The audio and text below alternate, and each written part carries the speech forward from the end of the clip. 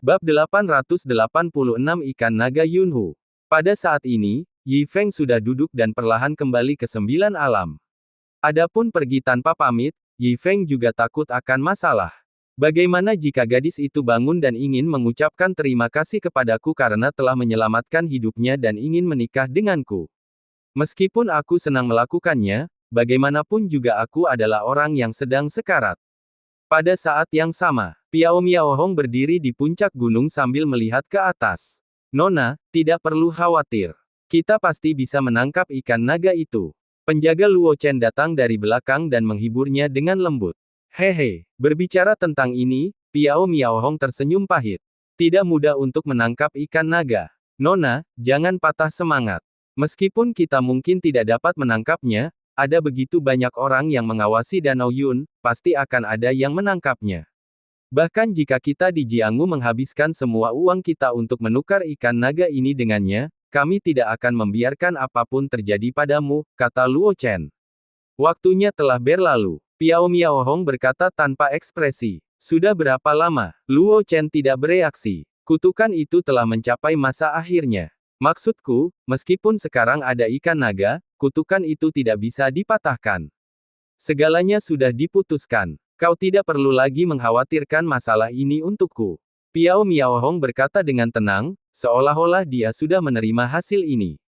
Tidak, itu tidak mungkin. Itu tidak akan terjadi. Bagaimana mungkin waktu bisa berlalu? Luo Chen menggelengkan kepalanya dengan putus asa, dan matanya tiba-tiba memerah. Tapi tidak ada yang bisa dilakukan sekarang, jadi mari kita pergi ke Yunhu dan mencoba keberuntungan kita. Meskipun itu tidak akan membantu saya, akan baik bagi lembah Jian jika kita bisa mendapatkan beberapa peluang. Piao Miao Hong berkata lembut. Kemunculan Yi Feng menyebabkan pembubaran Hongmen, sehingga rencananya pun kacau balau.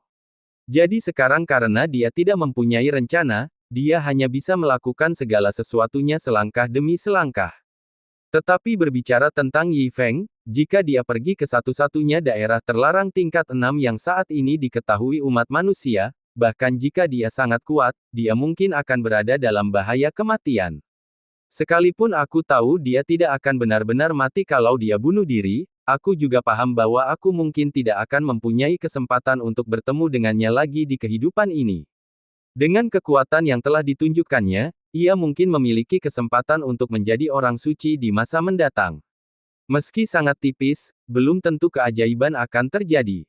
Jika hari itu benar-benar tiba, saya harap Yi Feng akan mengingat persahabatan mereka dan membantunya merawat Jianggu. Tapi pada saat ini, slip giok itu berkedip. Dia mengeluarkan slip giok itu dan melihat bahwa itu sebenarnya adalah pesan slip giok dari Yi Feng. Halo, Nona Hong, ini saya. Piao Miao Hong tercengang. Yi Feng benar-benar kembali dari area terlarang level 6. Luo Chen yang ada di sebelahnya juga tercengang.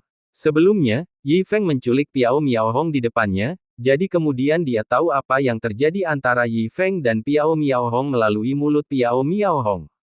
Jadi dia menatap dan bertanya, Nona, orang ini berlari ke daerah terlarang level 6, tetapi dia tidak mati. Saat keduanya linglung, suara ketidakpuasan Yi Feng terdengar lagi. Meskipun tempat yang kamu sebutkan itu punya banyak monster, mereka semua pemula.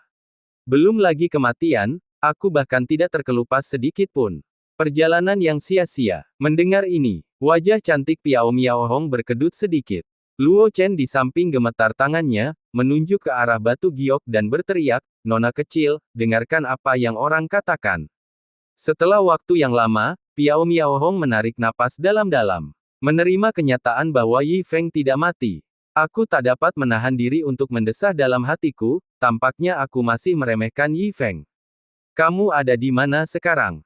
Piao Miao Hong bertanya. Mengapa kamu tidak memberitahuku lokasimu dan aku akan datang mencarimu?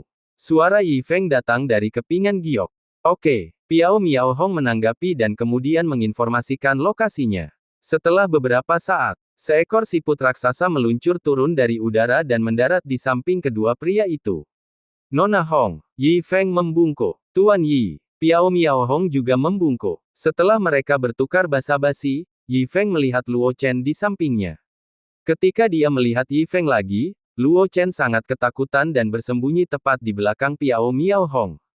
Dia tidak lupa bahwa dia telah menebas Yi Feng sekuat tenaga, tetapi Yi Feng baik-baik saja, sedangkan dia hampir mati. Nona Hong, saya tidak bisa mati di tempat itu. Yi Feng pun tidak menyalahkannya. Lagi pula, dia tahu bahwa Piao Miao Hong tidak berbohong kepadanya, tetapi monster di tempat hantu itu terlalu lemah. Tapi ngomong-ngomong, orang-orang di sana cukup ramah. Seru Yi Feng. Orang-orang dari tempat itu. Piao Miao Hong mengerutkan kening, mengira Yi Feng sedang bercanda, jadi dia tidak bertanya lagi. Jika Tuan Yi dapat lolos tanpa cedera di sana, maka untuk saat ini, setidaknya di 9 alam, mungkin tidak ada yang dapat mengancam nyawa Tuan Yi. Mungkin kita hanya dapat memikirkan solusi dengan pergi ke alam surgawi. Piao Miao Hong berkata, namun, Tuan Yi harus menunggu beberapa saat. Apakah kita harus pergi ke alam surgawi? Mata Yi Feng sedikit berbinar. Tentu saja dia pernah mendengar tentang alam surgawi.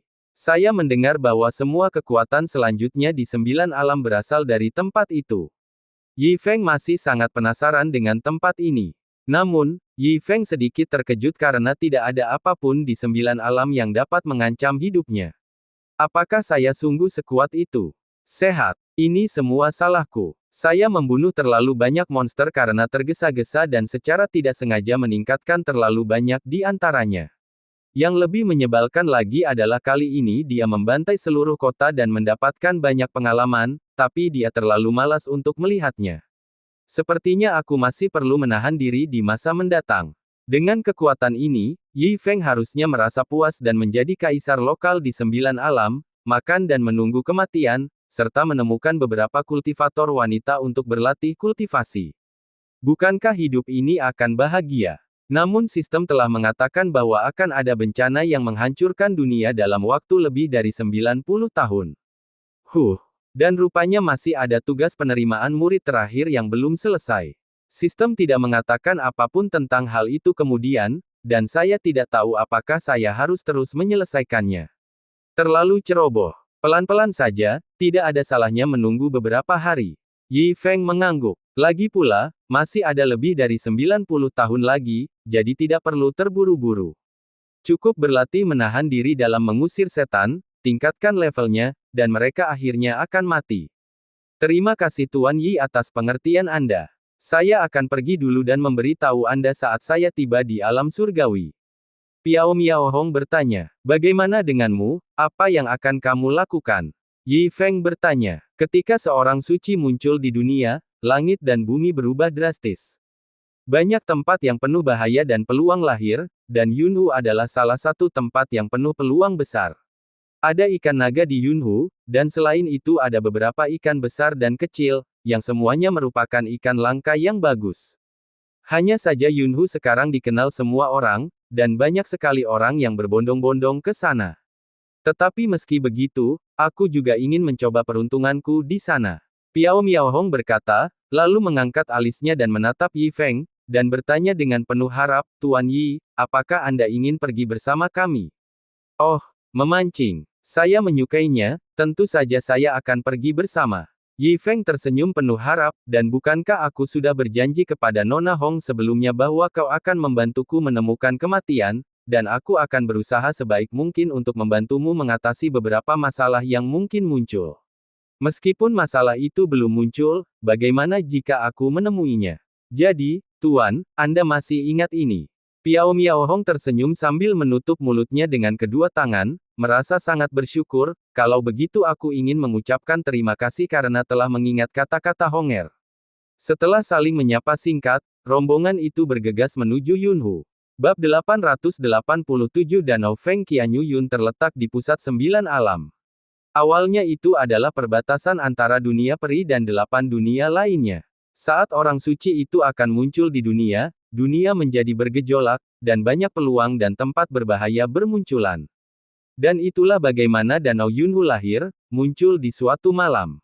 Ketika Yi Feng mengikuti Piao Miao Hong ke Danau Yun, dia tidak dapat menahan rasa takjubnya terhadap pemandangan di hadapannya. Danau besar itu membentang sejauh mata memandang, dengan air beriak dan kabut tipis mengambang di permukaannya, seperti negeri dongeng di bumi. Di sepanjang tepi danau, burung-burung berkicau, bunga-bunga bermekaran, dan tanaman tumbuh di mana-mana. Siapapun yang memiliki sedikit pengetahuan dapat melihat bahwa tanaman-tanaman ini sebenarnya memiliki ramuan mujarab yang berharga.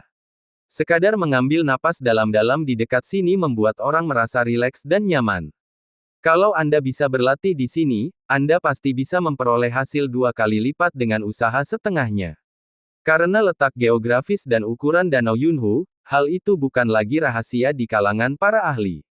Oleh karena itu, banyak ahli datang untuk memancing, hanya karena ada ikan naga di danau tersebut. Tidak diketahui dari mana nama ikan naga berasal. Kita hanya tahu kalau ukurannya tidak besar dan seluruhnya berwarna merah keemasan. Ikan ini agak mirip dengan ikan mas biasa, tetapi memiliki manfaat yang unik. Konon, daging ikan naga bisa menghidupkan kembali orang mati. Tidak hanya itu saja, hal itu juga dapat meningkatkan kemungkinan keberhasilan khotbah. Yang lebih gila lagi adalah bahwa itu tampaknya menjadi bahan penting dalam membuat semacam ramuan suci. Siapapun yang dapat menangkap ikan naga pasti dapat dianggap sebagai orang yang beruntung, tentu. Selain arwana, ada beberapa ikan lain di danau itu. Meskipun mereka tidak sebagus arwana, masih merupakan peluang bagus jika Anda dapat menangkapnya. Semua orang berkata bahwa hal ini terjadi karena seorang suci telah lahir di sini dan bahwa ini merupakan anugerah dari Tuhan sebagai balasannya. Oleh karena itu, sebagian besar orang yang datang ke Danau Yun datang untuk memancing. Sebaliknya, hanya sedikit orang yang memetik berbagai ramuan spiritual di tepi danau, kecuali jika mereka membutuhkannya. Pertama, meskipun ramuan ini sangat berharga, ramuan ini tidak ada apa-apanya bagi para guru yang datang ke sini. Rumor lain mengatakan bahwa peluang setiap orang untuk masuk ke tempat kesempatan adalah tetap, artinya jika memilih obat spiritual, kemungkinan menangkap ikan naga akan lebih rendah. Terlepas dari apakah rumor ini dapat dipercaya atau tidak seorang pun akan mengambil risiko dengan beberapa ramuan yang tidak diperlukan. Posisi orang-orang yang memancing sangat terpisah. Lagi pula, peluang untuk menangkap ikan arwana di lokasi yang sama sangatlah kecil. Alasan lainnya adalah jika mereka benar-benar berhasil menangkap ikan naga, mereka tidak ingin orang lain mengetahuinya dan ingin meraup untung secara diam-diam. Semua orang tahu bahwa orang tidak bersalah tetapi bersalah jika mereka memiliki harta karun. Wah, besar sekali danaunya. Yi Feng meregangkan tubuhnya dengan malas, merasa cukup baik. Negeri dongeng itu menghapus segala kekhawatirannya. Tuan Yi, mengapa kita tidak berpisah untuk sementara waktu? Piao Miaohong berkata lembut. Ya, mengapa? Yi Feng bertanya dengan bingung. Sekarang setelah terjadi perebutan posisi Santo, entah berapa banyak mata dari semua kekuatan besar yang saling menatap. Aku tidak ingin kau terlihat oleh orang lain. Piao Miaohong menjelaskan, pertama, mungkin akan mendatangkan beberapa lalat kepadamu, dan kedua, kartu truf seperti milikmu tidak akan terbongkar secepat itu. Begitukah? Yi Feng menggaruk kepalanya, baiklah.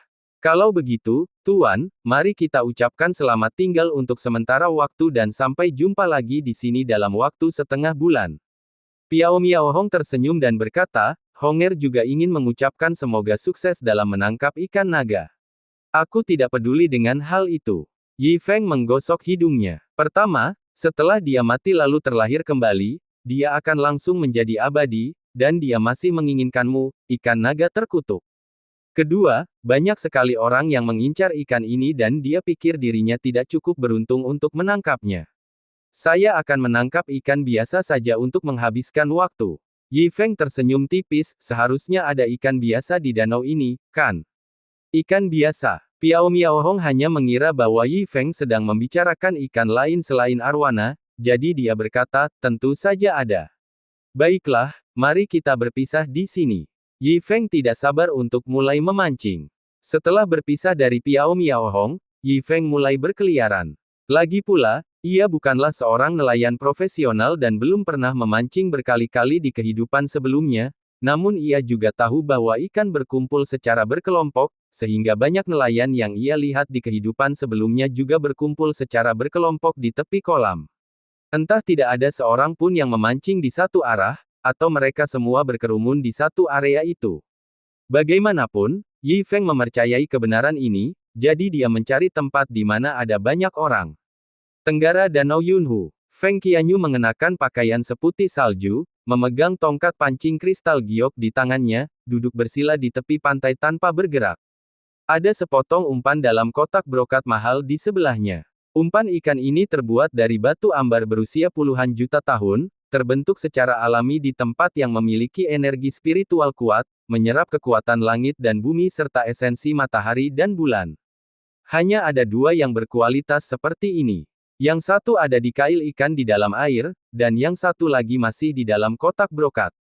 Memanfaatkan kekayaan alam semacam ini untuk memancing bukanlah kasus yang terisolasi. Hampir semua orang yang datang untuk memancing ikan naga menghabiskan banyak waktu pada umpannya.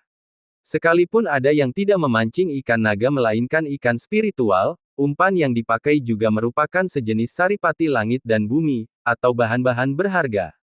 Tidak jauh di sebelah kirinya, ada seorang lelaki tua mengenakan jas hujan jerami dan topi bambu. Feng Qianyu telah berada di sini selama setengah tahun dan tidak pernah berbicara sepatah kata pun kepada lelaki tua itu. Tetapi dia tahu bahwa lelaki tua itu telah ada di sini sejak kelahiran Yunhu. Ada rumor bahwa seseorang pernah menangkap ikan naga di Danau Yun. Feng Qianyu menduga, kemungkinan besar orang tua di depannya itu. Akan tetapi, Feng Qianyu tidak mengenali orang ini, dan dia tidak punya kesan apapun tentang seseorang yang cocok dengan lelaki tua ini, tetapi dia juga tahu bahwa lelaki tua ini jelas bukan orang baik. Dan dia tidak duduk di sini tanpa tujuan. Yang pertama adalah untuk mencari tahu siapa orang tua itu, dan yang kedua adalah untuk belajar darinya. Akan tetapi, lelaki tua itu tidak mengusirnya atau memperhatikan kedatangannya, jadi Feng Qianyu duduk di sini selama setengah tahun. Selama setengah tahun, lelaki tua itu tidak pernah mengubah posturnya atau mengangkat tiang. Hal yang sama juga terjadi padanya, dia tidak bergerak sama sekali dari awal hingga akhir. Namun dia tahu tidak perlu terburu-buru. Kalau Anda sungguh-sungguh ingin menangkap ikan naga, Anda mungkin bisa duduk di sini selama 100 tahun.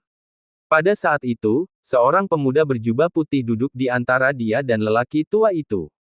Dia sedikit mengernyit. Jika ada satu orang lagi di tempat yang sama, peluangnya untuk menangkap arwana akan berkurang 3 atau 4 poin, jadi dia sangat tidak senang dengan kedatangan pemuda bodoh ini. Semua orang dengan sengaja menghindari tempat yang ada orangnya, demi kepentingan diri sendiri dan orang lain, tetapi pemuda ini adalah satu-satunya yang tetap ingin menyerbu ke dalam kerumunan. Kalau dia bilang laki-laki ini datang ke sini untuk memancing, dia tidak akan percaya. Begitu dia memikirkannya, dia merasa jijik terhadap pemuda itu. Saya kira dia mempunyai niat lain dan menggunakan memancing sebagai alasan untuk mendekatinya. Bukannya dia merasa sangat bangga dengan dirinya sendiri, tapi dia sudah sering melihat situasi seperti ini. Karena ia dikenal sebagai peri di alam surga, ada banyak sekali pemuda yang menggunakan berbagai cara aneh untuk mendekatinya, mulai dari secara aktif menyapa hingga secara diam-diam menarik perhatiannya. Bahkan dengan cara apapun yang diperlukan.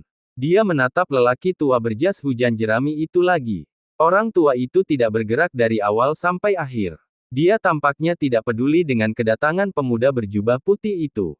Setelah berpikir sejenak, Feng Qianyu tidak mengusirnya, melainkan berkonsentrasi pada memancing, namun dia tidak lagi melihat sekeliling bahkan sedetik pun. Bab 888 Panen Besar. Yi Feng sama sekali mengabaikan mereka berdua. Adapun mengapa kita duduk di sini, itu karena kita berdua. Secara komparatif, pasti ada lebih banyak ikan di sini. Yi Feng membuka cincin ruang angkasa dan mencari-cari di dalamnya. Dia mengeluarkan tongkat pancing sepanjang 10 kaki. Ngomong-ngomong, joran ini dibuat di Pulau Tiandimen. Oh, tinggal kailnya saja. Yi Feng menatap tongkat pancing sederhana itu dan terdiam. Aku sudah lama tidak memancing dan aku bahkan tidak tahu kemana pelampung itu pergi. Namun ada solusinya. Yi Feng berdiri dan mulai mencari di antara tanaman yang tumbuh di belakangnya. Setelah beberapa saat, Yi Feng menemukan sebuah tiang yang bentuknya mirip buluh. Saya ingat, beginilah cara saya memancing sewaktu kecil di kehidupan saya sebelumnya. Setelah Yi Feng merakit tongkat itu, ia mulai menguji kedalaman air. Karena dia masih pemula, Yi Feng membuat pelampung itu berfluktuasi ke atas dan ke bawah. Ketika pelampung berfluktuasi, joran juga bergerak ke atas dan ke bawah secara berkala, yang menyebabkan lingkaran-lingkaran riak.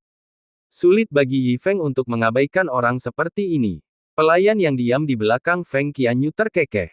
Nona, lihatlah orang itu, dia benar-benar aneh.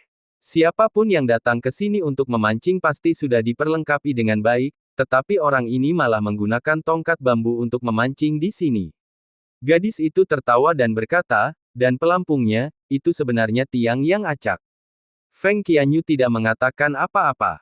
Tetapi dia semakin yakin dalam hatinya bahwa Yi Feng sama sekali tidak datang untuk memancing. Hanya saja lelaki tua berjas hujan jerami di sisi lain tidak mengatakan apa-apa, jadi sulit baginya, yang datang terlambat, untuk membuat masalah. Oh, apa yang harus aku gunakan sebagai umpan? Yi Feng akhirnya membuat pelampung, tetapi mendapati bahwa ia belum menyiapkan umpan. Dia sangat kesal. Kalau saja aku tahu kita akan berpisah, aku akan meminta beberapa pada Piao Miao Hong. Namun aku juga teringat, di kehidupanku sebelumnya aku sering pergi memancing di pedesaan bersama teman-temanku dengan menggunakan cacing tanah. Saya masih ingat hari itu. Sedang gerimis. Ia membawa ember kecil berisi ikan mas krucian yang ditangkap dengan cacing tanah, dan berjalan melewati desa itu dengan semangat tinggi. Dia bertemu Ah Zhen dari desa sebelah. Dia tidak akan pernah melupakan tatapan bingung yang Ah Zhen berikan padanya. Yi Feng berdiri, mengambil cangkul dari cincin luar angkasa, dan mulai menggali di tanah yang gelap dan lembab di sebelahnya. Setelah beberapa saat, Yi Feng menggali 7 atau 8 cacing tanah. Yi Feng mengeluarkan botol kecil, mengisinya dengan tanah, menaruh cacing tanah di dalamnya, lalu kembali ke danau. Setelah duduk lagi di tepi danau, Yi Feng mengambil cacing tanah lainnya, memotong-motongnya dengan belati, dan menggantungkan salah satu potongan pada kail ikan. Ding dong, kail ikan masuk ke dalam air. Yi Feng akhirnya mulai memancing. Sementara itu, gadis kecil di belakang Feng Qianyu menutup mulutnya. Nona, lihat benda aneh ini, menggunakan cacing tanah untuk memancing. Gadis kecil itu tidak dapat menahan diri untuk tidak mengeluh. Feng Qianyu mengerutkan kening, sedikit marah. Menurutnya, tindakan Yi Feng merupakan penghujatan terhadap Yunhu. Ketika seorang suci lahir, Danau Yunhu merupakan anugerah dari surga bagi umat manusia, jadi kita seharusnya menghormatinya. Selain itu, semua makhluk di Danau Yun adalah makhluk spiritual. Oleh karena itu, saat memancing, baik itu joran, senar pancing, maupun kail, semuanya terbuat dari bahan berkualitas tinggi, dan umpan pun memiliki berbagai persyaratan. Namun, akan baik-baik saja jika Yi Feng menggunakan tongkat bambu sebagai pancing, tetapi ia bahkan menggunakan makhluk kotor seperti cacing tanah sebagai umpan. Perilaku vulgar seperti itu sama sekali tidak pantas bagi lingkungan Yunhu dan benar-benar menurunkan level Yunhu. Pasti akan dihukum oleh Tuhan. Dia tidak dapat menahan diri untuk berdiri. Ingin mengusir Yi Feng. Tetapi saat dia hendak bergerak, sebuah transmisi suara datang langsung ke dalam pikirannya. Tenang dulu, ngapain pusing mikirin tindakan orang lain? Apakah itu dia? Tubuh halus Feng Qianyu bergetar sedikit, dan dia menatap lelaki tua berjas hujan jerami di kejauhan.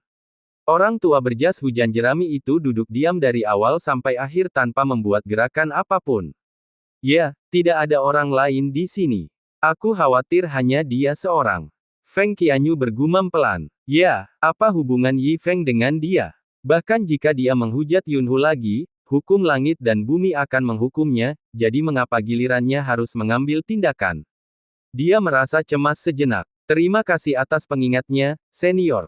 Dia mengangguk ke arah lelaki tua berjas hujan jerami dan mulai bermeditasi lagi. Kemudian, dia tidak melihat Yi Feng lagi. Ding dong, suara air pecah terdengar, dan Yi Feng dengan gembira mengambil pancingnya. Yi Feng menangkap ikan mas merah sepanjang 1 inci. Wah, tempat ini bagus sekali. Yi Feng mengambil ikan itu dengan gembira, kemudian mengambil keranjang ikan dari cincin luar angkasa, memasukkan ikan mas ke dalam keranjang ikan, dan menenggelamkan setengah keranjang ikan itu ke dalam air. Hei, Nona, lihat, orang itu benar-benar menangkap seekor ikan. Aku tidak tahu jenis ikan apa itu, dia sangat beruntung. Melihat Yi Feng menangkap seekor ikan, gadis kecil di belakang Feng Qianyu berkata dengan heran. Diamlah, Xiao Ye. Kita hanya perlu fokus pada hasil tangkapan ikan kita dan tidak perlu peduli dengan orang lain. Feng Qianyu sedang bermeditasi dan memperingatkan gadis kecil di belakangnya. Saya diam-diam berterima kasih kepada lelaki tua berjas hujan jerami itu atas pengingatnya. Sebenarnya hatiku hancur karena orang yang kasar sekali. Konyol sekali. Oh, karena dimarahi oleh tuannya, gadis kecil itu menjulurkan lidahnya, menutup mulutnya dan berhenti berbicara. Faktanya, Yi Feng adalah orang yang sangat tidak sabaran. Terakhir kali dia duduk di Pulau Tiandimen selama 1 jam, namun tidak berhasil menangkap seekor ikan pun dan bahkan joran pancingnya pun patah. Namun situasi mendapatkan dan tidak mendapatkan pasti bertolak belakang. Dia sekarang sangat antusias memancing. Ini tidak terjadi. Tidak lama setelah dia meletakkan pancingnya, pelampung itu mulai bergerak lagi. Dengan ayunan tongkat bambu yang pelan, Yi Feng berhasil menangkap ikan lainnya yang mirip dengan ikan sebelumnya. Melihat hal ini, gadis kecil di belakang Feng Qianyu mulai menggumamkan sesuatu, tetapi saat dia melihat Feng Qianyu sedang dalam keadaan tidak sadarkan diri tanpa ada sedikit pun fluktuasi, dia dengan bijak menutup mulutnya. Angin danau bertiup masuk dan menerpa wajah Anda, membuat Anda merasa sangat segar. Riak-riak kecil muncul di permukaan danau. Waktu berlalu dengan lambat. Ketiga orang di pantai tenggara semuanya memancing dengan damai, mengabaikan satu sama lain. Namun bedanya, orang-orang di kedua sisi itu duduk di sana bagaikan dua Buddha, tidak bergerak sedikit pun, apalagi menangkap ikan, bahkan sehelai rambut pun tidak tertangkap. Sebaliknya, pemuda berjubah putih yang duduk di tengah mengangkat pancingnya satu demi satu dan menangkap ikan satu demi satu. Selama Anda memancing, Anda akan mendapat panen. Lambat laun, keranjang Yi Feng hampir penuh. Pada saat ini, lelaki tua berjas hujan jerami, yang entah sudah berapa lama memancing di sini dan tidak bergerak sama sekali, menoleh dan melirik Yi Feng. Namun tak lama kemudian, dia memalingkan kepalanya ke belakang, seolah-olah hal itu tidak memberi dampak besar padanya.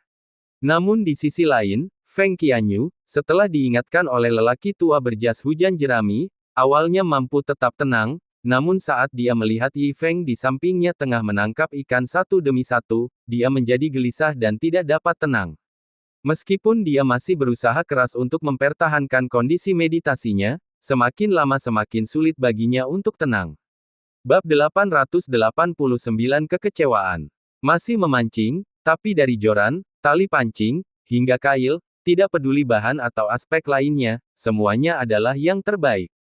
Adapun umpannya, itu adalah saripati langit dan bumi yang telah susah payah ia dapatkan. Namun, benda itu sudah berada di sana selama lebih dari setengah tahun dan pelampung itu tidak bergerak sama sekali.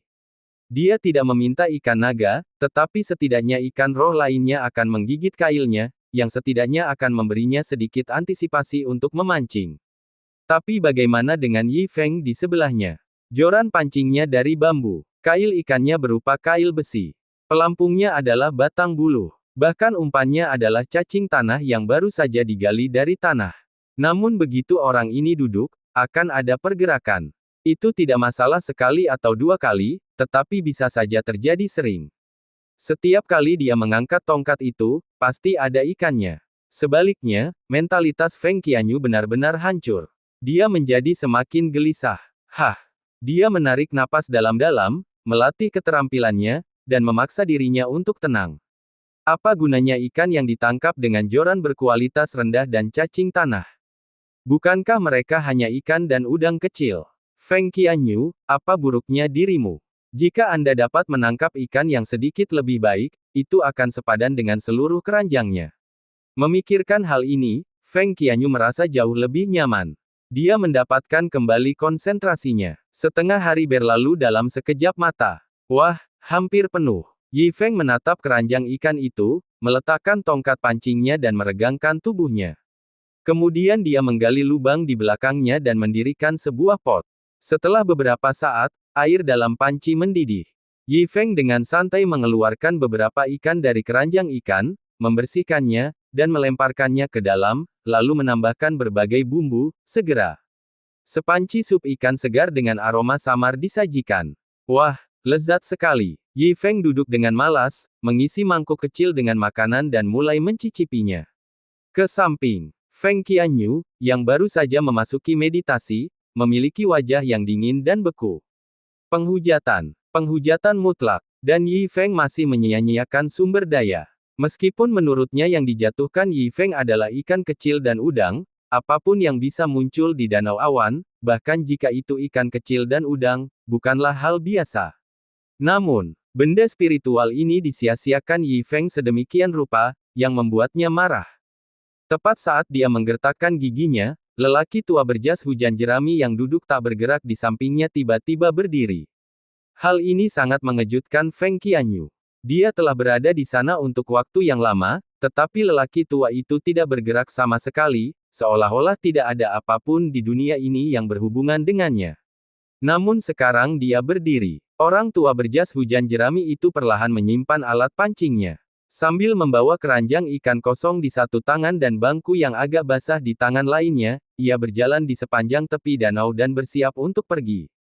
Yi Feng yang tengah makan dengan lahap, ikut mendongak ke arah lelaki tua itu.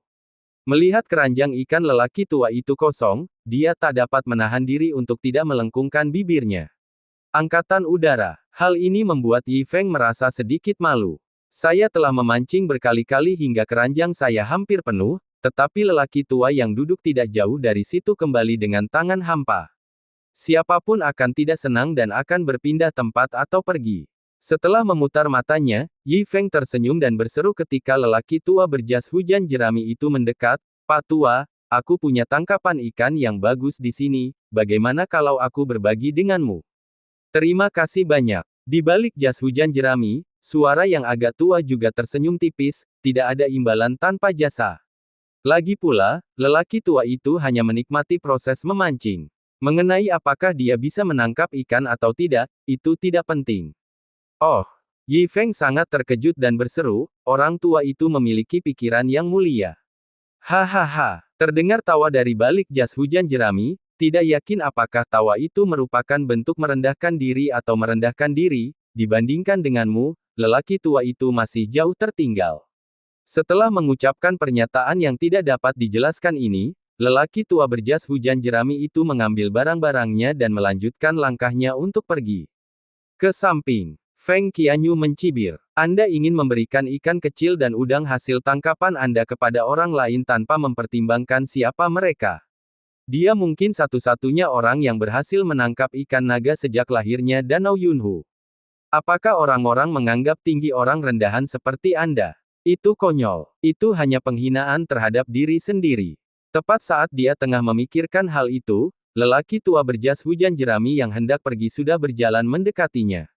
Melihat ini, Feng Qianyu segera berdiri dan membungkuk. Orang tua itu berhenti sejenak.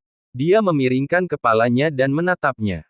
Feng Qianyu yang baru saja berdiri, kebetulan melihat tirai hitam di topi itu terangkat perlahan oleh angin. Sepasang mata yang tampak kacau dan tidak jelas memberinya pandangan aneh. Lalu lelaki tua berjas hujan jerami itu pergi. Feng Qianyu berdiri di sana dengan linglung.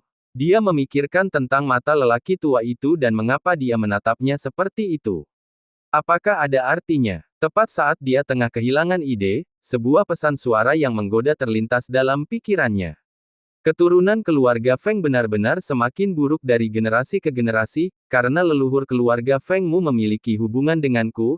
Aku mengingatkanmu untuk pergi dan melihat dengan saksama jenis ikan apa yang dia tangkap. Transmisi suara itu memasuki pikiran Feng Qianyu, membuat wajahnya memerah karena malu dan marah.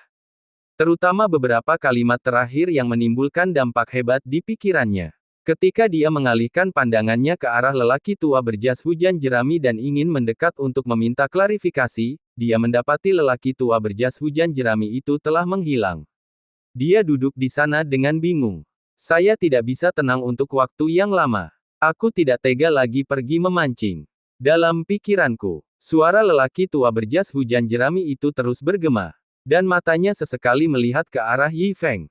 Dia sangat bingung mengapa lelaki tua berjas hujan jerami itu mengucapkan kata-kata seperti itu kepadanya. Mungkinkah yang ditangkap Yi Feng bukanlah ikan kecil atau udang? Jadi dia sangat ingin tahu jenis ikan apa yang ditangkap Yi Feng. Tetapi karena wajahnya, dia tidak mau mengambil inisiatif untuk menyapa Yi Feng. Dengan cara ini, siksaan ini berlangsung selama setengah bulan. Selama setengah bulan terakhir, Feng Qianyu tidak pernah merasakan kedamaian sedikit pun, terutama saat menyangkut urusan memancing Yi Feng. Dia menjadi mati rasa sepenuhnya. angkat joran, dan angkat joran lagi. Bahkan ada kasus yang berhasil menangkap 2 atau 3 ikan dengan satu joran. Inti masalahnya adalah Yi Feng hanya memancing sebentar saja setiap hari. Bukan hanya itu. Selain memancing, Yi Feng juga mendirikan tenda sederhana di belakangnya. Di luar tenda, ada panci sup, piring besi, dan panggangan barbeque. Adapun ikan yang ditangkapnya, ia melepaskan yang kecil dan yang besar disimpan untuk dimakan dengan cara yang berbeda. Ada sup kepala ikan, telur ikan rebus dan gelembung ikan kering goreng, ikan bakar dan ikan bakar, kayaknya sesuai yang Anda inginkan. Pendeknya, keduanya sangat kontras. Akan tetapi, sejak lelaki tua itu menyampaikan pesan itu kepadanya, dia tidak lagi berani meremehkan Yi Feng dalam hatinya, dan hanya ingin berkonsentrasi mencari tahu jenis ikan apa yang ditangkap Yi Feng. Lagi pula, pesan dari lelaki tua berjas hujan jerami itu bukanlah omong kosong. Akan tetapi, dia tidak mendapat kesempatan apapun dalam waktu setengah bulan. Pada saat ini, Yi Feng membongkar tenda sederhana, menyimpan semua peralatan memasak, dan menyimpan alat pancing. Lagi pula, dia dan Piao Miao Hong telah sepakat dengan waktu setengah bulan. Kini setelah setengah bulan berlalu dan kecanduannya memancing pun mereda, tibalah waktunya untuk bertemu kembali dengannya. Jadi Yi Feng mengambil keranjang itu dan pergi. Arah untuk pergi adalah melewati Feng Qianyu. Melihat Yi Feng datang, Feng Qianyu segera menutup matanya dan memasang ekspresi tenang, bagaikan bunga teratai putih di langit, yang tampaknya di luar jangkauan. Jelas saja, dia tidak ingin Yi Feng tahu bahwa dia sedang memperhatikannya. Tetapi yang tidak diketahuinya ialah Yi Feng berjalan di belakangnya dan berhenti sejenak, tangannya sudah berada di dalam keranjang. Gadis ini datang lebih awal darinya. Keduanya tidak berjauhan, jadi meskipun Yi Feng tidak memperhatikan, dia selalu bisa memperhatikan mereka. Pokoknya, sudah setengah bulan dia datang ke sini, dia belum melihat gadis ini menangkap seekor ikan pun. Dia bahkan lebih menderita daripada lelaki tua yang dipikirkannya. Jadi, ini juga membuat Yi Feng merasa cukup malu. Lagi pula, ikan itu saya tangkap sendiri, sedangkan orang di sebelah saya tidak mendapat apa-apa. Saya yakin tak seorang pun akan merasa senang dengan hal ini. Maka dari itu, Yi Feng pada mulanya berniat untuk memberikan 2 ekor ikan kepada gadis itu saat dia berpapasan dengannya dalam perjalanan keluar. Namun, melihat gadis itu berwajah dingin dan tampak tidak ingin ada seorang pun yang mendekatinya, Yi Feng pun mengurungkan niatnya. Jangan datang ke sana dengan niat baik hanya untuk ditolak. Begitu saja, Yi Feng membawa keranjang ikan dan bab 890 kesempatan yang hilang. Gadis kecil di belakang Feng Qianyu menatap tindakan Yi Feng dengan bingung, kemudian menatap kepergian Yi Feng dengan mata berbinar. Setelah beberapa saat, setelah memastikan bahwa dia telah pergi dan sosoknya menghilang, Feng Qianyu yang tadinya duduk di sana tampak tenang, akhirnya tidak bisa duduk diam lagi. Dia berdiri dan terbang ringan seperti peri, mendarat tepat di tempat Yi Feng baru saja memancing. Dia menundukkan kepalanya dan memperhatikan dengan saksama. Sisik ikan berserakan di tanah. Sisik ikan berwarna merah keemasan dan berkilau. Kelopak mata Feng Qianyu melonjak saat dia melihat sisik ikan berwarna merah keemasan. Akan tetapi, sisik ikan itu sendiri tidak dapat memastikan jenis ikan apa yang ditangkap Yi Feng, jadi dia mencari petunjuk di sekitar. Tepat pada saat ini, dia menemukan kolam air kecil di dekatnya. Kolam ini adalah kolam kecil yang digali Yi Feng untuk menyimpan ikan karena keranjang ikannya tidak lagi penuh. Pada saat ini, ada seekor ikan yang mengambang di kolam, perutnya yang putih kemerahan terbalik. Jelas sekali ia telah mati sejak lama dan tidak ada jejak energi spiritual tersisa di tubuhnya. Tetapi ketika dia melihat perut ini, tubuh halus Feng Qianyu mulai bergetar. Karena penampakan di depan matanya sangat mirip dengan ikan naga yang legendaris. Demi mencari tahu kebenarannya, dia yang sebelumnya tak pernah menyentuh air, tak peduli dengan noda-noda itu, dan langsung menjulurkan tangannya yang halus ke dalam air untuk mengambil ikan mati itu. Ikan yang mati itu sedikit lebih panjang dari pohon palem dan seluruh tubuhnya berwarna merah keemasan. Sekalipun sudah mati, sisik-sisiknya masih berkilau samar, memperlihatkan betapa luar biasanya makhluk itu saat masih hidup. Tetapi bukan ini inti persoalan yang menyentuh hati Feng Qianyu. Yang benar-benar menyentuh sarafnya adalah sepasang tanduk kecil yang tumbuh di dahinya yang merah. Tanduknya seperti tanduk naga dalam legenda. Sepasang tanduk naga ini adalah ciri terbesar ikan naga. Ikan naga. Telapak tangan Feng Qianyu gemetar, dan dua kata itu terucap begitu saja. Tubuhnya yang halus tak kuasa menahan gemetar, dan berulang kali ia bergumam, yang ditangkapnya ternyata seekor ikan naga. Pada saat ini, Feng Qianyu merasa otaknya meledak. Ia tidak pernah menyangka bahwa yang ditangkap pemuda itu ternyata seekor ikan naga. Yang membuatnya makin gelisah adalah sisik-sisik yang berserakan di tanah ternyata sama persis dengan sisik ikan naga di tangannya. Selain itu, tidak ada skala lain yang ditemukan. Artinya, semua yang ditangkap Yi Feng akhir-akhir ini adalah arwana. Astaga! Feng Qianyu bernapas dengan cepat, otaknya mengalami korsleting sesaat, dan dia hampir kehilangan kemampuan untuk berpikir. Orang macam apa ini? Yang lain sudah bersusah payah dan berusaha keras menjaga di sini siang dan malam, tapi mereka bahkan tidak bisa melihat bayangan ikan arwana itu, tapi orang ini bisa dengan mudah menangkap begitu banyak ikan arwana. Mungkinkah dia adalah santo legendaris itu? Wajah cantik Feng Qianyu memerah, dia tampak sangat malu, dan hatinya terasa seperti sebuah batu besar yang dipertaruhkan. Kalau dipikir-pikir lagi pendapatku sebelumnya tentang Yi Feng, dia hanyalah badut hidup. Dan lelaki tua berjas hujan jerami itu mungkin sudah tahu bahwa yang ditangkap Yi Feng adalah ikan naga, tetapi dia satu-satunya yang rabun dan tidak bisa melihat dengan jelas, jadi dia tidak diberi tahu. Setelah pulih, dia memeriksa ikan naga di tangannya. Tetapi dia menemukan bahwa ikan naga di tangannya telah lama kehilangan fungsinya dan tidak berbeda dengan ikan mati biasa. Dia mengembalikan ikan naga yang sudah mati itu ke dalam kolam, perlahan-lahan berdiri, dan tampak putus asa. Apa yang terjadi hari ini? Itu merupakan pukulan berat bagi keyakinan rohaninya.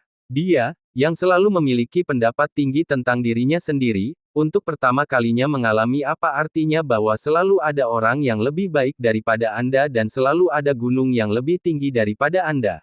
Nona, ada apa dengan Anda? Pada saat ini, pelayan kecil di sana mengejarnya, seolah-olah dia melihat ada sesuatu yang salah dengan Feng Qianyu. Tidak ada apa-apa. Feng Qianyu mendesah dalam hatinya, tetapi tidak menunjukkannya di depan pelayan Xiaoye. Ngomong-ngomong, Nona, orang yang tadi memancing dengan cacing tanah berhenti di depan kita ketika dia pergi. Pelayan kecil itu menceritakan semua yang baru saja dilihatnya, seolah-olah dia sedang menceritakan kisah lucu. Lucu sekali, kelihatannya orang itu ingin memberimu ikan seperti yang dilakukannya kepada orang tua itu. Mendengar ini, Feng Qianyu yang belum keluar tiba-tiba menjadi bingung.